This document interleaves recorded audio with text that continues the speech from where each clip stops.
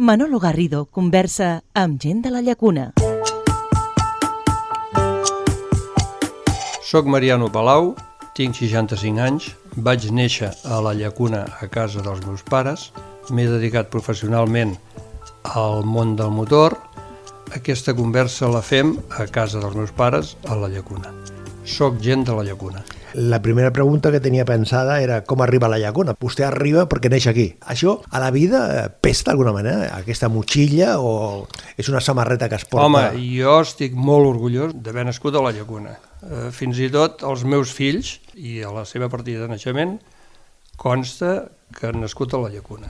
Però això perquè és un plus, és un sentiment? Però jo sempre, jo soc llaconenc, sempre és el que m'ha agradat més. Jo encara em trobo gent a Vilafranca on visc, o quan em pregunten d'on ets, o jo sempre soc de la Llacuna. Així com hi ha gent que diuen que són d'on viuen, jo soc de la Llacuna. Estic orgullós de ser d'aquí. Bueno, suposo que és una cosa que es va respirant durant tota la vida, no? Sí, és que per qualsevol cosa, inclús vaig anar a viure a Vilafranca i no em vaig empadronar a Vilafranca fins al cap de 15 anys. Vull dir, em feia mal al cor i tot canviar-me de lloc, visquent allà i tenint desavantatges, perquè si necessitava coses tenia que venir a viure aquí, però no. Si agafem un mirall, mirem cap a la infantesa, la joventut, té records xulos, moments inolvidables. Home, jo la meva infantesa aquí, vaig estar fins als 8-9 anys, vaig estar visquent aquí. Vaig viure un any a l'Aragó, perquè abans els metges, quan et feien alguna cosa, et deien que tenies que fer un canvi d'aires.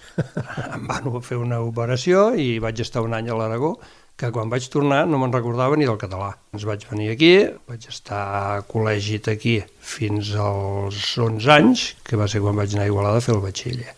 I quan comença a estudiar el batxillerat ja té més o menys pensat que vol dedicar-se a això? Jo vaig fer el batxiller, com molts de la meva generació, quasi forçat. La prova està que vam ser uns quants que vam anar a fer-lo i el vam deixar penjat al tercer curs. Per la costum que hi havia llavors, no? Per part dels pares...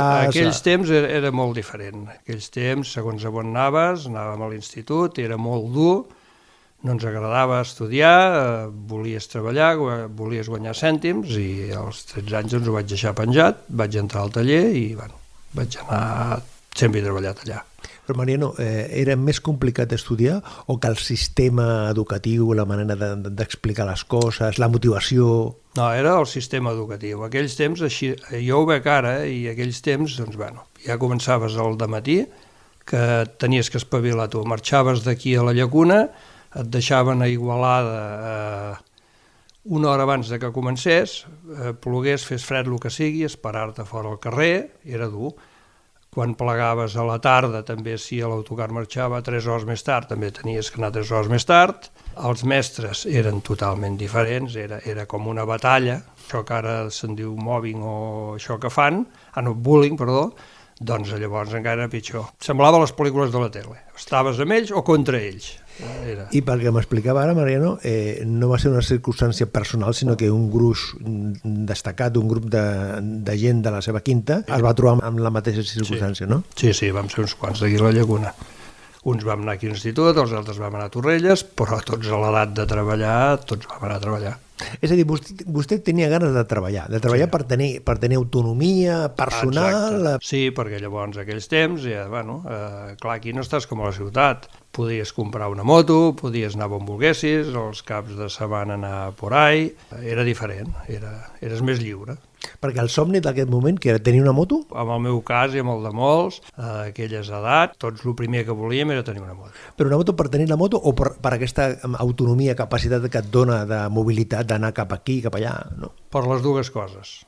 Podíem anar on volguéssim i després ja teníem moto gran per anar a disfrutar-la els caps de setmana i les festes i això. Havíem passat temps molt bons, tota la vida n'he tingut i en segueixo tenint. És motero? Sí. És una activitat, una afició, si em permet l'expressió, que al poble és fàcil trobar-te amb gent que té motos per gaudir. Sí, perquè hi ha molta gent que només les té per això, per gaudir, igual que els cotxes. També hi havia hagut molta gent, mon germà mateix, que feien autocross. Estic segur que a Vilafranca no hi ha la gent que havia hagut aquí que feien autocross. Llavors, estàvem bojos per la gasolina. Sí. Llavors, vostè se sent atret pel tema de les motos i per això inicia la seva activitat professional amb una empresa vinculat a tema dels motors? Va ser quasi casualitat, va ser el ser mon cunyat el que tenia el taller, doncs bueno, em va ser molt fàcil entrar a treballar, després t'agrada, veus el gustí lloguers i vamos, tens de comptar que potser els migdies en vez de dinar jo preferia agafar una moto i anar a saltar marges, que se'n diu, i tot això, no? I sempre va ser així, fins que, bueno, llavors quan vaig fer més gran me la vaig treure perquè va durar un temps que tenia mal l'esquena i tal, però a la que vaig poder vaig tornar i segueixo fent-ho. Amb moto? Amb moto. Tinc una BMW, una 1200, és més carretera i fem, clar, m'agrada fer excursions, marxem 2 o 3 cops a l'any, 3 o 4 dies anem una mica lluny, amb un germà, amb les companyes. I vostè comença a treballar quan tenia 13-14 anys. Sí, a Motor Albet, que llavors es deia Talleres Alcar, Albet Carbonell. El que li queda més del record d'aquest temps, sobretot al principi? A mi em va agradar molt, vaig tenir molts companys, van passar molta gent per allà, perquè jo feia ja des d'un principi quasi una mica d'encarregat, llavors teníem que ser més gent, mon cunyat es tenia que desplaçar molt a fer reparacions i anar fora, llavors sempre tenia algun cunyat, gent que estava estudiant, gent que venia a fer unes pràctiques i bueno, van passar molts i seguim sent amics de molts, van passar molta gent. Físicament estava a la Llacuna i després se'n va cap a Vilafranca a la feina o... No, sí, a Vilafranca no hi vaig anar fins que em vaig casar, que va ser l'any 84. En el tema de la feina sempre a la Llacuna. La feina, quan em vaig casar i es va obrir el taller a Vilafranca, vaig estar 6 anys venint a la Llacuna i després ja em vaig quedar a Vilafranca. I això de venir de Vilafranca cap aquí era un esforç? No, era un passeig. Un passeig. Era un passeig. Si vens perquè t'agrada, a mi el anar a treballar i poder sortir al migdia i anar a fer el cafè amb els amics, i això ho era tot. És molt diferent. Aquí vas pel carrer i li trobes algú i li dius adeu, i és normal. Tu vas a Vilafranca, trobes algú i li dius adeu i et miren, diuen què diu aquest si no el conec. Troba a faltar aquest ambient de la Llacuna? Ara ja quasi m'hi he acostumat, sí? Però sí, a mi l'ambient de poble m'agrada molt. El que passa que també vostè, la seva vinculació física actual amb la Llacuna és permanent, vull dir. Vinc les festes, vinc molts caps de setmana, vinc algun dia entre setmana a veure la meva mare, seguiré fent-ho, clar. Se'n va a l'Emili, a quin lloc? Vaig anar a Jerez de la Frontera. Jerez de la Frontera. És que jo vaig anar a fer el campament a Còrdoba. Per què Jerez de la Frontera? Vostè tenia alguna il·lusió? No, per lluny. Quasi està a punt de demanar voluntari a Múrcia, amb els paracaidistes, però llavors era 18 mesos. I llavors sí, fer-la vale, però més mesos del compte tampoc. Però clar, vostè va estar fent la mili amb un calendari singular. Si agafem la història més recent d'Espanya, de Catalunya, si parlem de l'any 1981, si parlem del mes de febrer, si parlem del dia 23 de febrer, sí. Vostè ho té clar. A veure, jo el 23F sempre he cregut que els que no vam estar on estàvem, a dins l'exèrcit, no han sigut mai conscients del que va passar o del que hagués pogut passar.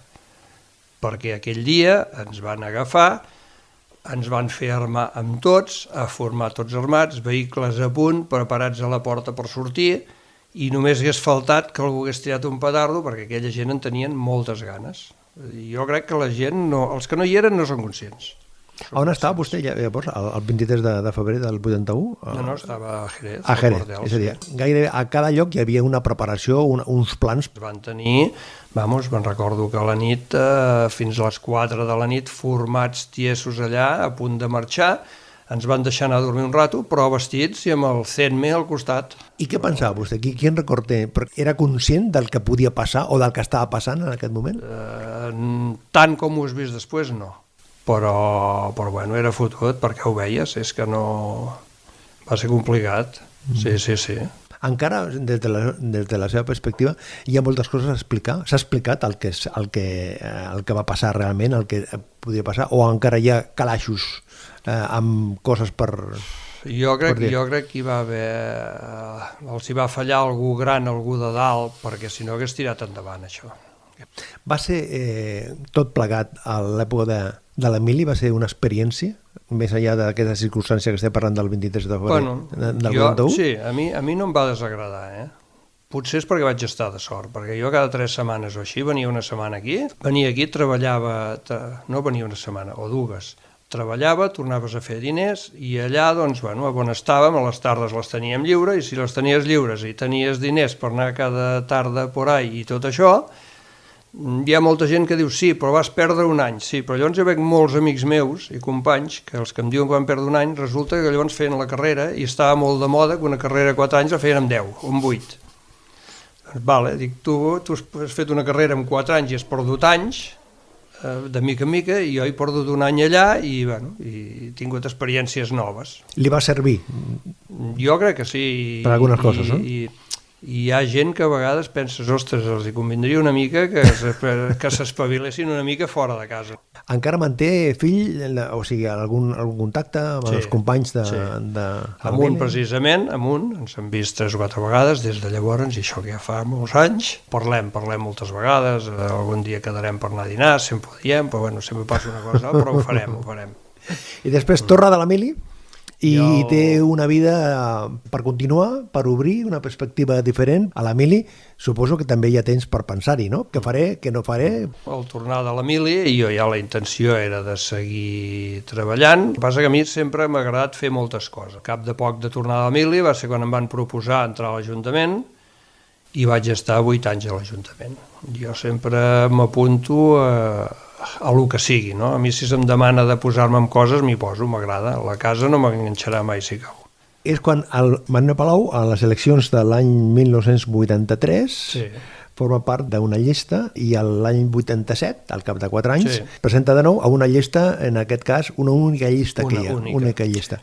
L'experiència, Mariano, d'arribar a l'Ajuntament a l'any 83, a les segones eleccions, després, quin record té? Era una situació nova, pocs recursos, moltes coses a fer, moltes demandes i els calaixos buits, no? Sí, bueno, llavors era molt diferent d'ara. A l'Ajuntament tens de comptar que hi havia, teníem 2 o 3 cops a la setmana el secretari, teníem l'alguacil, l'escombriaire, el sereno i poca cosa més. I els que estàvem a l'Ajuntament érem quasi operaris, perquè qualsevol cosa que passés, sempre primer anaven a buscar l'alcalde, però després amb els altres. I al final deies, bueno, jo ja no sé si treballo a l'Ajuntament o si treballo del que treballo, no? Però no, jo considero que vam fer moltes coses, em va agradar perquè vam engegar molts projectes, n'hi ha que els van acabar els altres. Com va el tema de la piscina? Li vam comprar amb el Macà, no sé si te n'han parlat, feia molts anys, llavors el Macà va arribar un moment que volia tancar, se la volia treure, tot això, clar, aquest poble és un poble turístic, sense piscina no es concebeix. Llavors, bueno, vam tenir les negociacions amb ell i li vam comprar. De primer la vam arreglar una miqueta i després ja, més endavant, es va projectar i ja ho van acabar després els altres de fer el local. I una decisió també força important és la compra de la rectoria on està l'Ajuntament, perquè és posar l'Ajuntament al centre del poble. No? Sí, va ser una idea que va sorgir, però va proposar el Josep, l'alcalde, Josep Segura, sí. Clar, nosaltres primer vam fer l'altre Ajuntament, abans que estigués aquí, i el consultori, però ja hi havia la idea de que tard o d'hora l'Ajuntament tenia que anar al centre del poble. Es va comprar la rectoria i a partir d'aquí doncs, bueno, ja ho faria qui vingués. I el tema dels col·legis nous també va ser una iniciativa que es va posar en marxa, no? Sí, també, que inclús quan els van fer els avis ens deien, ui, aquests de l'Ajuntament estan bojos perquè per aquí passava una riera i nosaltres no havíem vist mai passar la riera i res, col·legis endavant. Patapam, al cap d'uns anys, amb els aiguats que va haver, els bombers cap a rescatar. I fa unes setmanes també tenen l'oportunitat d'escoltar el Mariano i altres testimonis perquè es posa en marxa el Parc de Bombers Voluntaris. Això també va ser un fet important. El Parc de Bombers Voluntaris, amb això sí que ho puc dir, perquè jo vaig estar implicat quasi el primer. Perquè el Parc de Bombers aquest, a veure, aquí la gent del poble sempre ha col·laborat molt amb tot. La gent, hi havia foc i anaven a apagar foc amb el que fos, no? Però no tenien mitjans. Primer es va muntar l'ADF, però després ens va sortir l'oportunitat de tenir un vehicle gran i aquest vehicle gran, la condició de poder-lo tenir era que hi hagués un parc de bombers. Llavors ens vam iniciar les gestions amb els bombers d'Igualada, es van posar bé ells perquè poguéssim tenir un parc de bombers aquí I va ser quan ens vam dedicar a parlar amb la gent, amb el Pere, amb el Joan, amb tota aquesta gent. El primer que necessitàvem era captar gent. Jo me'n recordo agafar el reglament a la mà i anar al darrere de la gent i oita, que vols dir? Sí, aquí posa això, però no passa res. Vosaltres firmeu. A mi ens interessava a l'Ajuntament tenir molta gent apuntada. I van així, vam crear el parc de bombers. De primer teníem el parc que ens el deixava el de Cal Viumala, no sé si t'ho havien dit, teníem allà, anàvem a fer documents a lo que és l'Ajuntament ara també, que allò era tètric, a la nit també ens ho deixaven, les guàrdies les fèiem al trull, i amb un vehicle petitet fins que vam poder tenir el vehicle gran, i la cosa està que aquí s'hi va abocar tothom amb els bombers. Tothom ha estat molt agraït sempre i vamos. Mariano, de totes les iniciatives, de tota la feina que vostè va estar implicat des de l'any 83 fins a l'any 91 a l'Ajuntament, suposo que això de treballar per la comunitat i de treballar amb equip, és a dir, que et trobes amb persones que la coneixes o que no la coneixes, però que tenen una visió no sempre la mateixa. Això va servir també per aprendre? Però és que això és amb tot. Els 4 anys que també vaig estar amb la Festa Major, ostres, jo l'equip de gent, tots voluntaris que vam tenir a muntar les festes majors d'aquells temps, i això, no sé si a tot arreu és igual, però va durar uns anys que teníem les millors orquestes, les que valien més, i tot a base de voluntaris, i amb l'Ajuntament no els hi costava quasi res. És a dir, que és una qüestió d'actitud, no és una qüestió de recursos econòmics. No, era actitud. Aquells temps, clar, és impensable. Però si es tenien de moure cadires, escenaris, qualsevol cosa, anar a muntar el castell de foc que es muntava aquí al darrere. Tot això, ho fèiem entre tots, ho fèiem. I llavors el que és comptar amb un munt de gent, reunions i tot això, i l'Ajuntament l'únic que feia aquells temps era que si faltava alguna cosa ho posava, i ja està. Més endavant es va establir que donaven 100.000 pessetes, me'n recordo, però tot era, i tant si et servia per formar vincles i tot, i anaves a dormir a les 5 del matí, a les 8 ja estaves una altra vegada voltant. Fa un temps parlava amb el Magí Pauner i parlava de la posada en marxa de la paella, de la plec del castell, i em parlava del Mariano per aquí, del Mariano per allà, del Mariano per aquí, del Mariano per allà, del Mariano per allà, i ara estem parlant amb el Mariano que referia al Magí Pauner. Sí, perquè clar, el Magí també era una persona que amb nosaltres ens teníem molta consideració. Els bombers per ell eren sagrats, i llavors li vam proposar, sabíem que ell ho feia, i no ens va costar molt. Poder es va fer pregar una miqueta, però clar, com que jo el donava la cara, doncs al final va caure, no? Regidor des del 1983 fins a l'any 1991. Són 8 anys, va aprendre molt, o sigui, va conèixer una circumstància diferent d'això de treballar per la comunitat del dia a dia, de solucionar problemes. Si agafem el mirall cap endarrere, tornaria? I si ens situem a l'any 83, Mariano? Sí, que tornaria. I tornaria, sí? Sí, i tot i que ja t'ho dic que van ser uns moments durs, perquè és que a la primeria que no teníem ni administrativa, vam agafar la Lali, que encara hi és ara, pobra mossa, que jo considero que vam agafar la més indicada que hi podia haver, perquè pobra nena les va passar magres, s'ho tenia de prendre quasi sola. Al final ja era la secretària feia la feina de secretària sense seu, i hi veies moltes coses que clar, la gent normal no se n'adonen, però els que estan a dins ho suen. Parlàvem de la seva responsabilitat a l'Ajuntament i també ha comentat vostè la seva vinculació i la seva responsabilitat amb el dia a dia del funcionament del poble a banda de l'Ajuntament. Ha parlat de la festa major, parlem dels Reis. Des de la seva perspectiva, Mariano, per què hi ha aquesta gran activitat social, cultural, que cada setmana que comencem amb la cavalcada de Reis i acabem al sopar de Cap d'Any, cada setmana gairebé hi ha més d'una activitat? Jo crec que això ja ve posat amb la gent. La gent aquí són molt oberts, la majoria, llavors hi ha pobles que vas allà i on va aquest, i aquí no, aquí doncs amb la gent t'acullen bé. Llavors jo tinc aquí amics que havien sigut estiuejants, que quasi havien nascut aquí i actualment segueixen venint aquí tot això i això t'enganxa. Això que expliquen, de que si passes 3 hiverns a la llacuna ja et pots considerar llaconenc, si no passes 3 hiverns no... Jo crec que és així, perquè clar, la llacuna però és amb tot consecutiu. Què passa? Nosaltres ens havíem plantejat venir a viure aquí, no? Per raons de feina i tal, doncs vam anar a viure a Vilafranca i anava venint aquí jo igual. Però jo a vegades ho he pensat, que si hagués vingut amb la meva dona aquí, això dels 3 hiverns, això hagués sigut una mica dur. El qui està acostumat a viure a la ciutat o a la capital, clar, aquí què passa aquí? Doncs bueno, aquí surts al vespre a les 6 de la tarda, a l'hivern és fosc, fa fred, llavors és dur. Hi ha gent que ho ha provat, que han vingut aquí, han estat un any, han estat 2 i el tercer han marxat. Ara el que aguanta tots 3, llavors aquest ja ho aguanta tot. Parla vostè del casament. Li va canviar molt la vida, això d'anar a viure a Vilafranca? No m'ho va canviar perquè la meva dona, jo venia els caps de setmana i venia a fer guàrdies de bomber, venia de tot, ella seguia venint, també venia cada setmana amb mi, llavors jo quasi feia la mateixa vida, tret dels quilòmetres que feia amunt i avall, perquè aquí al poble surts i vas amb els amics i un rato al bar al migdia i tot això. La vida a Vilafranca doncs era diferent.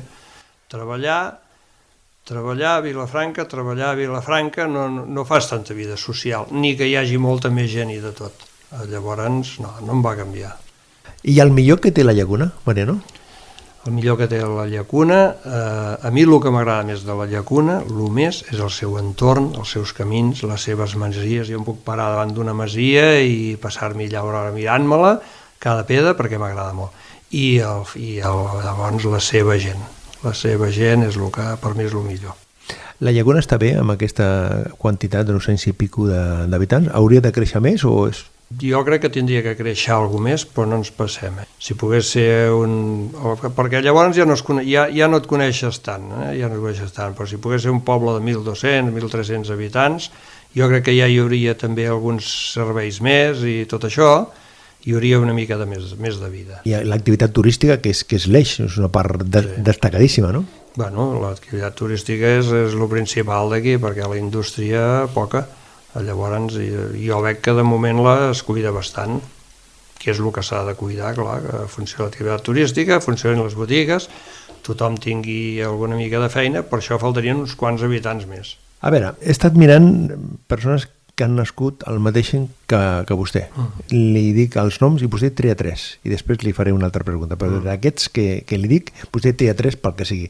L'actriu Emma Thompson, l'actor Kevin Spacey, el Carlo Ancelotti, el que fins fa unes setmanes era entrenador del Real Madrid, el Hugh Laurie, el Dr. House, el Magic Johnson, que és jugador de bàsquet, José María Cano, dels Mecano, Emilio Aragón, el músic, i Victoria Abril.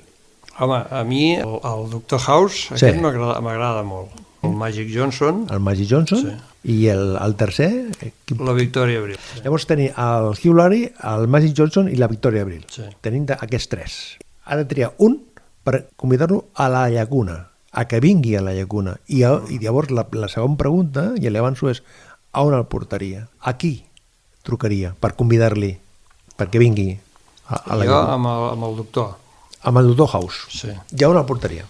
I llavors aquest home, ni que vagi així una mica així coix, jo el portaria a la Font Cuitora, que es desestressés una miqueta i que estigués allà.